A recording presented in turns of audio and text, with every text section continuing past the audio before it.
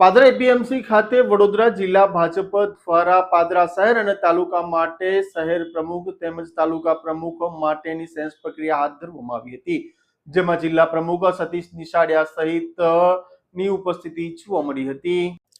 Padra APMC ખાતે આજે ભાજપ સંગઠન દ્વારા પાદરા તાલુકા અને શહેરના નવા ભાજપ પ્રમુખ માટેની અભિપ્રાય પ્રક્રિયા હાથ ધરવામાં આવી હતી। માનસાના પૂર્વ ધારાસભ્ય અમિત ચૌધરી ભારતીય જનતા પાર્ટી સંગઠનના વડોદરા જિલ્લાના મુખ્ય અધિકારી તરીકે અભિપ્રાય લેવા માટે આજે પાદરા એપીએમસી ખાતે પહોંચ્યા હતા।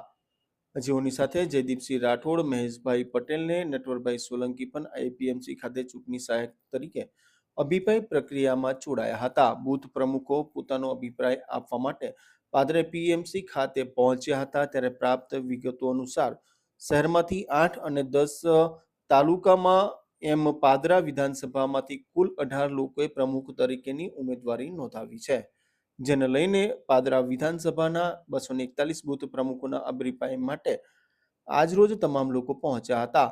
સાથે વાત કરીએ તો અભિપ્રાય આપવા માટે આવેલા તમામ બૂથ પ્રમુખોને માનસાના પૂર્વ ધારાસભ્ય અમિત સાથે તમામ ભારતીય જનતા પાર્ટીના હોદ્દેદારો સાથે તમામ લોકોની ઉપસ્થિતિ જોવા મળી હતી। આજથી વડોદરા જિલ્લામાં મંડળ દીઠ દરેક બૂથ પ્રમુખોના અભિપ્રાય લેવામાં આવી રહ્યા છે।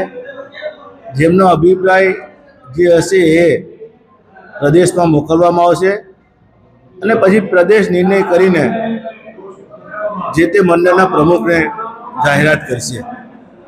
પરંતુ ભારતીય જનતા પાર્ટીમાં ખૂબ બીજા પણ બધા હોદ્દાઓ હોય છે, ત્યારે કોઈ પણ બૂથના પ્રમુખને નિરાશ થવાની જરૂર નથી, કારણ કે કંઈક ને કંઈક બીજા હોદ્દાઓમાં બધાને સમાવેશ કરીને બધાને ન્યાય મળે એવું આયોજન પાર્ટી કરતી હોય છે। ત્યારે બધા જ બૂથ પ્રમુખોને પહેલાં તો બૂથ પ્રમુખ બન્યા એ બદલ બધાને અભિનંદન પાઠવું છું। અને આજે પાદરા વિધાનસભામાં પાદરા નગર અને તાલુકાના તમામ બૂથ પ્રમુખોનો આજે અહીંયા અભિપ્રાય લીધા છે અને અભિપ્રાય અમે ઉપર મોકલી આપીશું। નમસ્તે। આજે પાદરા એપીએમસી ખાતે ભારતીય જનતા પાર્ટીના સંગઠન પર્વ નિમિત્તે પાદરા નગર અને શહેરમાં જે ઉમેદવારોએ મંડળના અધ્યક્ષ તરીકે ઉમેદવારી કરી છે, એના માટે નવનિયુક્ત બૂથના અધ્યક્ષો સાથે પરામર્શ કરવા માટે ભેગા થયા હતા। દરેક બૂથ અધ્યક્ષનો અભિપ્રાય લીધા પછી સમગ્ર અભિપ્રાય અને આગેવાનોનો અભિપ્રાય સમગ્ર અભિપ્રાય અમે પ્રદેશમાં મોકલી આપીશું ને ત્યાંથી નિર્ણય લેવાશે કે બૂથ અધ્યક્ષ મંડળ અધ્યક્ષ કોને બનાવો અને શહેર મંડળ અધ્યક્ષ કોને બનાવો।